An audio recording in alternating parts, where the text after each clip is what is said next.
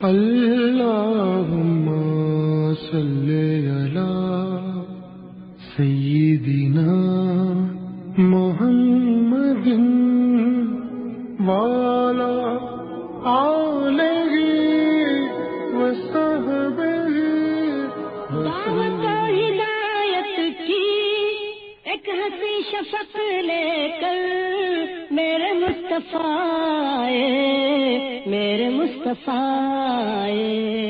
کفر کے اندھیروں میں نور کا طبق لے کر میرے مصطفیٰ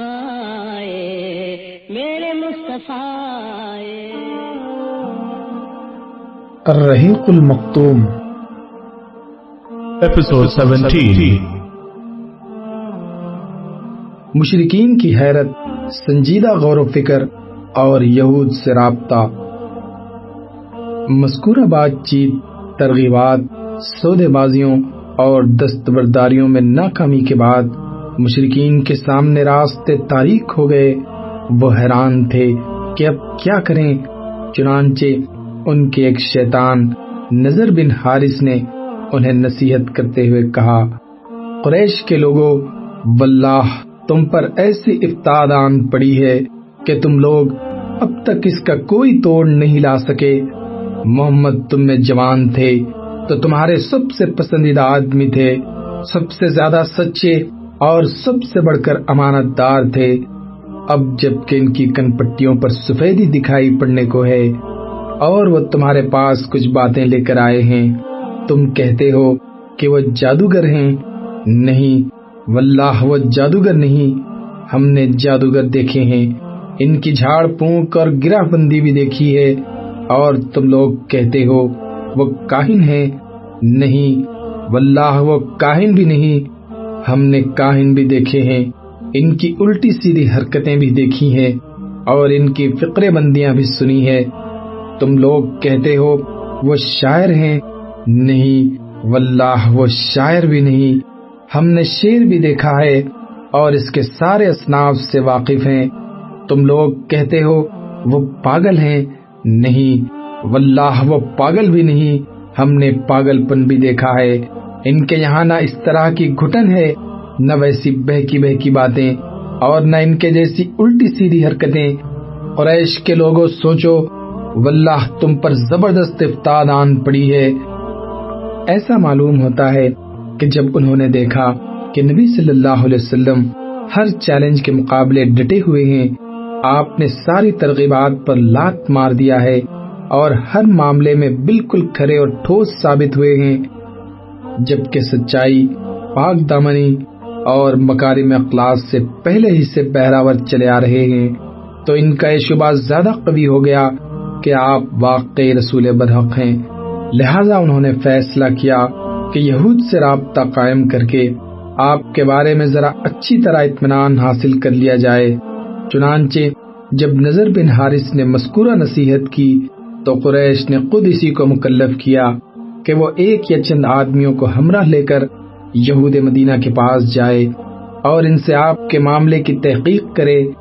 چنانچہ وہ مدینہ آیا تو علماء یہود نے کہا کہ اس سے 3 باتوں کا سوال کرو، اگر وہ بتا دے تو نبی مرسل ہے، ورنہ سخن ساز۔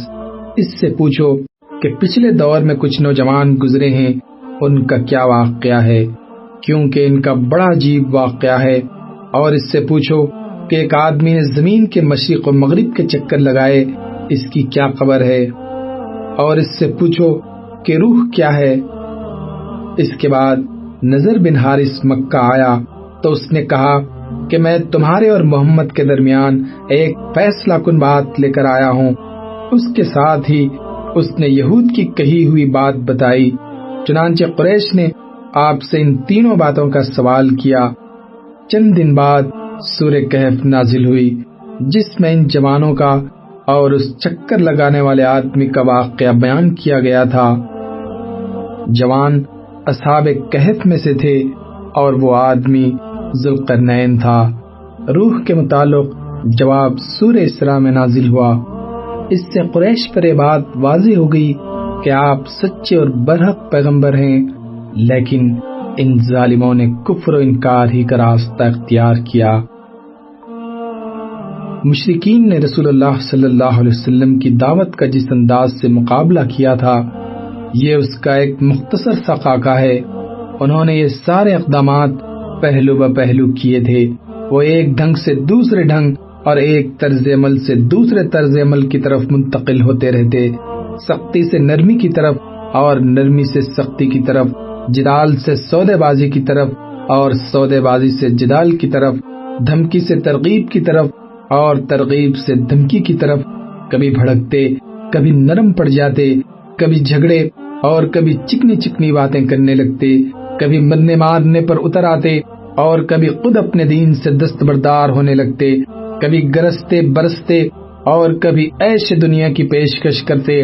نہ انہیں کسی پہلو قرار تھا، نہ کنارہ کشی ہی گوارا تھی، اور ان سب کا مقصود یہ تھا کہ اسلامی دعوت ناکام ہو جائے اور کفر کا پراگندہ شیرازہ پھر سے جڑ جائے۔ لیکن ان ساری کوششوں اور سارے ہیلوں کے بعد بھی وہ ناکام ہی رہے، اور ان کے سامنے صرف ایک ہی چارے کار رہ گیا، اور یہ تھا تلوار۔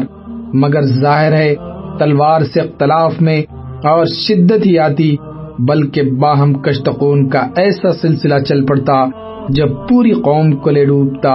اس لیے مشرکین حیران تھے کہ وہ کیا کریں۔ ابو طالب اور ان کے خاندان کا موقف۔ لیکن جہاں تک ابو طالب کا تعلق ہے، تو جب ان کے سامنے قریش کا یہ مطالبہ آیا کہ وہ نبی صلی اللہ علیہ وسلم کو قتل کرنے کے لیے ان کے حوالے کر دیں اور ان کی حرکات و سکنات میں ایسی علامت دیکھیں جس سے یہ اندیشہ پختہ ہوتا تھا کہ وہ ابو طالب کے عہد و حفاظت کی پرواہ کیے بغیر نبی صلی اللہ علیہ وسلم کو قتل کرنے کا تہیہ کیے بیٹھے ہیں۔ مثلاً عقبہ بن ابی معیط، ابو جہل بن ہشام اور عمر بن خطاب کے اقدامات، تو انہوں نے اپنے جد اعلیٰ مناف کے دو صاحبزادوں ہاشم اور مطلب سے وجود میں آنے والے خاندانوں کو جمع کیا اور انہیں دعوت دی کہ وہ سب مل کر نبی صلی اللہ علیہ وسلم کی حفاظت کا کام انجام دیں گے۔ ابو طالب کی یہ بات عربی حمیت کے پیش نظر ان دونوں خاندانوں کے سارے مسلم اور کافر افراد نے قبول کی اور اس پر خانہ کعبہ کے پاس عہد و پیمان کیا۔ البتہ صرف ابو طالب کا بھائی ابو لہب ایک فرد تھا جس نے بات منظور نہ کی اور سارے خاندان سے الگ ہو کر مشرکین قریش کے ساتھ رہا۔ مکمل بائیکاٹ، ظلم و ستم کا پیمان۔ جب مشرکین کے تمام ہیلے ختم ہو گئے اور انہوں نے یہ دیکھا کہ بنی ہاشم اور بنی مطلب ہر چھ بعد آباد نبی صلی اللہ علیہ وسلم کی حفاظت اور بچاؤ کا تہیہ کیے بیٹھے ہیں، تو وہ حیرت سے چکرا گئے اور بلا کر وادی محسب میں قیف بن کنانہ کے اندر جمع ہو کر آپس میں بنی ہاشم اور بنی مطلب کے خلاف یہ عہد و پیمان کیا کہ نہ ان سے شادی بیاہ کریں گے، نہ خرید و فروخت کریں گے، نہ ان کے ساتھ اٹھے بیٹھیں گے، نہ ان سے میل جول رکھیں گے، نہ ان کے گھروں میں جائیں گے، نہ ان سے بات چیت کریں گے جب تک وہ رسول اللہ صلی اللہ علیہ وسلم کو قتل کرنے کے لیے ان کے حوالے نہ کر دیں۔ مشرکین نے اس بیکاٹ کی دستاویز کے طور پر ایک صحیفہ لکھا جس میں اس بات کا عہد و پیمان کیا گیا تھا کہ وہ بنی ہاشم کی طرف سے کبھی بھی کسی صلح کی پیشکش قبول نہ کریں گے، نہ ان کے ساتھ کسی طرح کی مروت برتیں گے جب تک وہ رسول اللہ صلی اللہ علیہ وسلم کو قتل کرنے کے لیے مشرکین کے حوالے نہ کر دیں۔ ابن قیم کہتے ہیں کہ کہا جاتا ہے کہ یہ صحیفہ منصور بن اکرمہ بن عامر بن ہاشم نے لکھا تھا اور بعض کے نزدیک نظر بن حارث نے لکھا تھا، لیکن صحیح بات یہ ہے کہ لکھنے والا مغیث بن عامر بن ہاشم تھا۔ رسول اللہ صلی اللہ علیہ وسلم نے اس پر بددعا کی اور اس کا ہاتھ چل ہو گیا۔ بہرحال یہ عہد و پیمان طے پا گیا اور صحیفہ خانہ کعبہ کے اندر لٹکا دیا گیا۔ اس کے نتیجے میں ابو لہب کے سوا بنی ہاشم اور بنی مطلب کے سارے افراد خواہ مسلمان رہے ہوں یا کافر، سمٹا کر شیب ابی طالب میں محبوس ہو گئے۔ یہ نبی صلی اللہ علیہ وسلم کی بعثت کے 7ویں سال محرم کی چاند رات کا واقعہ ہے۔ 3 سال شیب ابی طالب میں اس بائیکاٹ کے نتیجے میں حالات نہایت سنگین ہو گئے۔ غلے اور سامان خوردنوش کی آمد بند ہو گئی، کیونکہ مکے میں جو غلہ یا فروختنی سامان آتا تھا اسے مشرکین لپک کر خرید لیتے، اس لیے محصورین کی حالت نہایت پتلی ہو گئی، انہیں پتے اور چمڑے کھانے پڑے۔ فاقہ کشی کا حال یہ تھا، بھوک سے بلکتے ہوئے بچوں اور عورتوں کی آوازیں گھاٹی کے باہر سنائی پڑتی تھیں۔ ان کے پاس بمشکل ہی کوئی چیز پہنچ پاتی، وہ بھی پس پردہ۔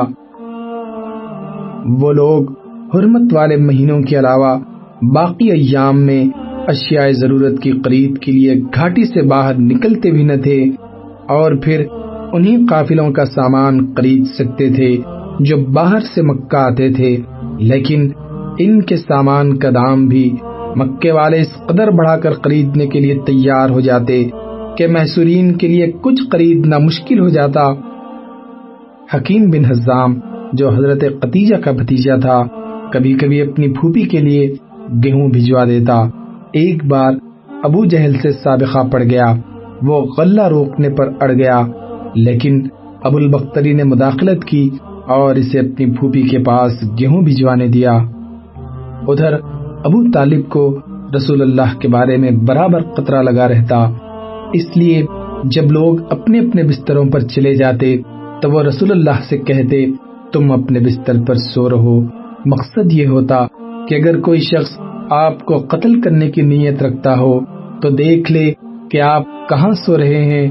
پھر جب لوگ سو جاتے تو ابو طالب آپ کی جگہ بدل دیتے، یعنی اپنے بیٹوں، بھائیوں یا بھتیجوں میں سے کسی کو رسول اللہ کے بستر پر سلا دیتے اور رسول اللہ سے کہتے کہ تم اس کے بستر پر چلے جاؤ۔ اس محصوری کے باوجود رسول اللہ صلی اللہ علیہ وسلم اور دوسرے مسلمان حج کے ایام میں باہر نکلتے تھے اور حج کے لیے آنے والوں سے مل کر انہیں اسلام کی دعوت دیتے۔ اس موقع پر ابو لہب کی جو حرکت ہوا کرتی تھی اس کا ذکر پچھلے صفحات میں آ چکا ہے۔ صحیفہ چاک کیا جاتا ہے۔ ان حالات پر پورے 3 سال گزر گئے۔ اس کے بعد محرم 10 نبوت میں صحیفہ چاک کیے جانے اور اس ظالمانہ عہد و پیمان کو ختم کیے جانے کا واقعہ پیش آیا۔ اس کی وجہ یہ تھی کہ شروع ہی سے قریش کے کچھ لوگ اگر اس عہد و پیمان سے راضی تھے تو کچھ ناراض بھی تھے، اور انہی ناراض لوگوں نے اس صحیفے کو چاک کرنے کی تگودو کی۔ اس کا اصل محرک قبیلے بنو عامر بن لوئی کا حشام بن عمر نامی ایک شخص تھا۔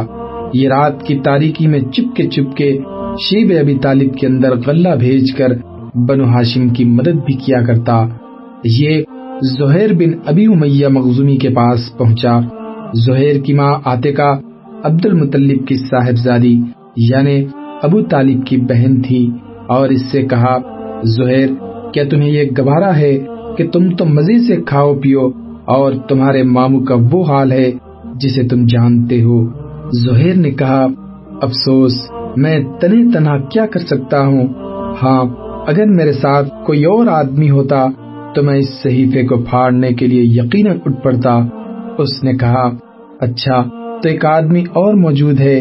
پوچھا کون ہے؟ کہا میں ہوں۔ زہیر نے کہا اچھا تو تیسرا آدمی تلاش کرو۔ اس پر حشام مطعم بن عدی کے پاس گیا اور بنو ہاشم اور بنو مطلب سے جو کہ عبد مناف کی اولاد تھے مطعم کے قریبی نسبی تعلق کا ذکر کر کے اسے ملامت کی کہ اس نے اس ظلم پر قریش کی ہم نوائی کیوں کر کی۔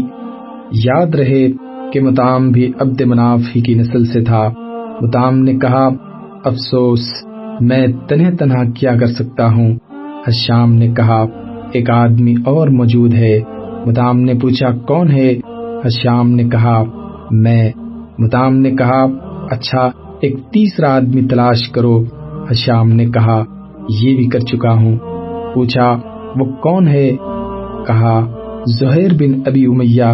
مطعم نے کہا اچھا تو اب چوتھا آدمی تلاش کرو۔ اس پر حشام بن عمرو ابو البختری بن حشام کے پاس گیا اور اس سے بھی اسی طرح کی گفتگو کی جیسے مطعم سے کی تھی۔ اس نے کہا بھلا کوئی اس کی تائید بھی کرنے والا ہے؟ حشام نے کہا ہاں۔ پوچھا کون؟ کہا زہیر بن ابی امیہ، مطعم بن عدی اور میں۔ اس نے کہا اچھا تو پانچواں آدمی ڈھونڈو۔ اس کے لیے حشام زما بن اسود بن مطلب بن اسد کے پاس گیا اور اس سے گفتگو کرتے ہوئے بنو ہاشم کی قرابت اور ان کے حقوق یاد دلائے۔ اس نے کہا بھلا جس کام کے لیے مجھے بلا رہے ہو اس سے کوئی اور بھی متفق ہے؟ حشام نے اسبات میں جواب دیا اور سب کے نام بتلائے۔ اس کے بعد ان لوگوں نے ہجوم کے پاس جمع ہو کر آپس میں یہ عہد و پیمان کیا کہ صحیفہ چاک کرنا ہے۔ زہیر نے کہا میں ابتدا کروں گا، یعنی سب سے پہلے میں ہی زبان کھولوں گا۔ صبح ہوئی تو سب لوگ حسب معمول اپنی اپنی محفلوں میں پہنچے۔ زہیر بھی ایک جوڑا زیب تن کیے ہوئے پہنچا۔ پہلے بیت اللہ کے 7 چکر لگائے، پھر لوگوں سے مخاطب ہو کر بولا مکے والو، کیا ہم کھانا کھائیں، کپڑے پہنے اور بنو ہاشم تباہ و برباد ہوں؟ نہ ان کے ہاتھ کچھ بیچا جائے نہ ان سے کچھ خریدا جائے۔ اللہ کی قسم میں بیٹھ نہیں سکتا یہاں تک کہ اس ظالمانہ اور قرابت شکن صحیفے کو چاک کر دیا جائے۔ ابو جہل جو مسجد حرام کے ایک گوشے میں موجود تھا بولا تم غلط کہتے ہو، اللہ کی قسم اسے پھاڑا نہیں جا سکتا۔ اس پر زما بن اسود نے کہا واللہ تم زیادہ غلط کہتے ہو، جب یہ صحیفہ لکھا گیا تھا تب بھی ہم اس سے راضی نہ تھے۔ اس پر ابو البختری نے گرہ لگائی زما ٹھیک کہہ رہا ہے، اس میں جو کچھ لکھا گیا ہے اس سے نہ ہم راضی ہیں نہ اسے ماننے کو تیار ہیں۔ اس کے بعد مطعم بن عدی نے کہا تم دونوں ٹھیک کہتے ہو اور جو اس کے خلاف کہتا ہے غلط کہتا ہے۔ ہم اس صحیفے سے اور اس میں جو کچھ لکھا ہوا ہے اس سے اللہ کے حضور برات کا اظہار کرتے ہیں۔ پھر حشام بن عمرو نے بھی اسی طرح کی بات کہی۔ یہ ماجرا دیکھ کر ابو جہل نے کہا یہ بات رات میں طے کی گئی ہے اور اس کا مشورہ یہاں کے بجائے کہیں اور کیا گیا ہے۔ اس دوران ابو طالب بھی حرم پاک کے ایک گوشے میں موجود تھے۔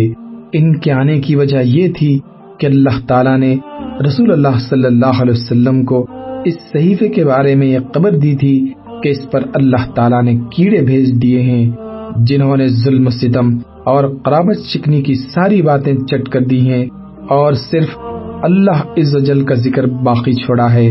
پھر نبی صلی اللہ علیہ وسلم نے اپنے چچا کو یہ بات بتائی تو وہ قریش سے یہ کہنے آئے تھے کہ ان کے بھتیجے نے انہیں یہ اور یہ خبر دی ہے، اگر وہ جھوٹا ثابت ہوا تو ہم تمہارے اور اس کے درمیان سے ہٹ جائیں گے اور تمہارا جو جی چاہے کرنا، لیکن اگر وہ سچا ثابت ہوا تو تمہیں ہمارے بیکاٹ اور ظلم سے باز آنا ہوگا۔ اس پر قریش نے کہا آپ انصاف کی بات کہہ رہے ہیں۔ ادھر ابو جہل اور باقی لوگوں کی نوک جھوک ختم ہوئی تو مطعم بن عدی صحیفہ چاک کرنے کے لیے اٹھا۔ کیا دیکھتا ہے کہ واقعی کیڑوں نے اس کا صفایا کر دیا ہے، صرف بسمک اللہم باقی رہ گیا اور جہاں جہاں اللہ کا نام تھا وہ بچا ہے، کیڑوں نے اسے نہیں کھایا تھا۔ اس کے بعد صحیفہ چاک ہو گیا۔ رسول اللہ صلی اللہ علیہ وسلم اور بقیہ تمام حضرات شیب ابی طالب سے نکل آئے اور مشرکین نے آپ کی نبوت کی ایک عظیم الشان نشانی دیکھی، لیکن ان کا رویہ وہی رہا جس کا ذکر اس آیت میں ہے۔ اگر وہ کوئی نشانی دیکھتے ہیں تو رخ پھیر لیتے ہیں اور کہتے ہیں کہ یہ تو چلتا پھرتا جادو ہے۔ چنانچہ مشرکین نے اس نشانی سے بھی رخ پھیر لیا اور اپنے کفر کی راہ میں چند قدم اور آگے بڑھ گئے۔ ابو طالب کی خدمت میں قریش کا آخری وقت رسول اللہ صلی اللہ علیہ وسلم نے شیب ابی طالب سے نکلنے کے بعد پھر حسب معمول دعوت و تبلیغ کا کام شروع کر دیا۔ اب مشرکین نے اگرچہ بائیکاٹ ختم کر دیا تھا لیکن وہ بھی حسب معمول مسلمانوں پر دباؤ ڈالنے اور اللہ کی راہ سے روکنے کا سلسلہ جاری رکھے ہوئے تھے اور جہاں تک ابو طالب کا تعلق ہے تو وہ بھی اپنی دیرینہ روایت کے مطابق پوری جان سپاری کے ساتھ اپنے بھتیجے کی حمایت و حفاظت میں لگے ہوئے تھے، لیکن اب عمر 80 سال سے متجاوز ہو چلی تھی۔ کئی سال سے پے در پہ سنگین آلام و حوادث نے، خصوصاً محسوری نے انہیں توڑ کر رکھ دیا تھا۔ ان کے قوا مزمحل ہو گئے تھے اور کمر ٹوٹ چکی تھی۔ چنانچہ گھاٹی سے نکلنے کے بعد چند ہی مہینے گزرے تھے کہ انہیں سخت بیماری نے آن پکڑا۔ اس موقع پر مشرکین نے سوچا کہ اگر ابو طالب کا انتقال ہو گیا اور اس کے بعد ہم نے اس کے بھتیجے پر کوئی زیادتی کی تو بڑی بدنامی ہوگی، اس لیے ابو طالب کے سامنے ہی نبی صلی اللہ علیہ وسلم سے کوئی معاملہ طے کر لینا چاہیے۔ اس سلسلے میں وہ بعض ایسی رعایتیں بھی دینے کے لیے تیار ہو گئے جس پر اب تک راضی نہ تھے۔ چنانچہ ان کا ایک وفد ابو طالب کی خدمت میں حاضر ہوا اور یہ ان کا آخری وفد تھا۔ ابن ساخ کا بیان ہے کہ جب ابو طالب بیمار پڑ گئے اور قریش کو معلوم ہوا کہ ان کی حالت غیر ہوتی جا رہی ہے تو انہوں نے آپس میں کہا، دیکھو حمزہ اور عمر مسلمان ہو چکے ہیں اور محمد کا دین قریش کے ہر قبیلے میں پھیل چکا ہے، اس لیے چلو ابو طالب کے پاس چلیں کہ وہ اپنے بھتیجے کو کسی بات کا پابند کریں اور ہم سے بھی ان کے متعلق عہد لے لیں، کیونکہ واللہ ہمیں اندیشہ ہے لوگ ہمارے قابو میں نہ رہیں گے۔ ایک روایت یہ ہے کہ ہمیں اندیشہ ہے کہ یہ بوڑھا مر گیا اور محمد کے ساتھ کوئی گڑبڑ ہو گئی تو عرب ہمیں تانا دیں گے، کہیں گے کہ انہوں نے محمد کو چھوڑے رکھا اور اس کے خلاف کچھ کرنے کی ہمت نہ کی، لیکن جب اس کا چچا مر گیا تو اس پر چڑھ دوڑے۔ بہرحال قریش کا یہ وفد ابو طالب کے پاس پہنچا اور ان سے گفت و شنید کی۔ وفد کے ارکان قریش کے معزز ترین افراد تھے، یعنی عتبہ بن ربیعہ، شیبہ بن ربیعہ، ابو جہل بن ہشام، امیہ بن خلف، ابو سفیان بن حرب اور دیگر اشراف قریش، جن کی کل تعداد تقریباً 25 تھی۔ انہوں نے کہا، اے ابو طالب، ہمارے درمیان آپ کا جو مرتبہ و مقام ہے اسے آپ بخوبی جانتے ہیں، اور اب آپ جس حالت سے گزر رہے ہیں وہ بھی آپ کے سامنے ہے۔ ہمیں اندیشہ ہے کہ یہ آپ کے آخری ایام ہیں۔ ادھر ہمارے اور آپ کے بھتیجے کے درمیان جو معاملہ چل رہا ہے اس سے بھی آپ واقف ہیں۔